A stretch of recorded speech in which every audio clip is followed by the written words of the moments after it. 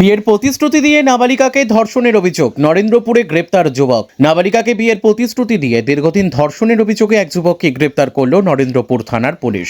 অভিযোগ, ভয় দেখানো ও মিথ্যা প্রতিশ্রুতি দিয়ে ধারাবাহিকভাবে নির্যাতন চালানো হয় এবং খুনের হুমকিও দেওয়া হয়েছিল। পরিবারের লিখিত অভিযোগের ভিত্তিতে অভিযুক্ত আকাশ হালদারকে গ্রেপ্তার করে পুলিশ। শনিবার তাকে বারুইপুর আদালতে তোলা হয়েছে। অভিযুক্তের দাবি, তাকে মিথ্যে মামলায় ফাঁসানো হয়েছে। ঘটনার তদন্ত শুরু করেছে পুলিশ।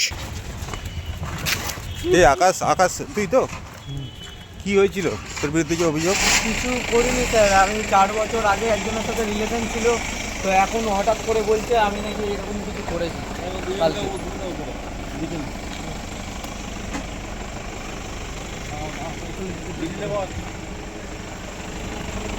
এই তুমি এইটা ছবি করো।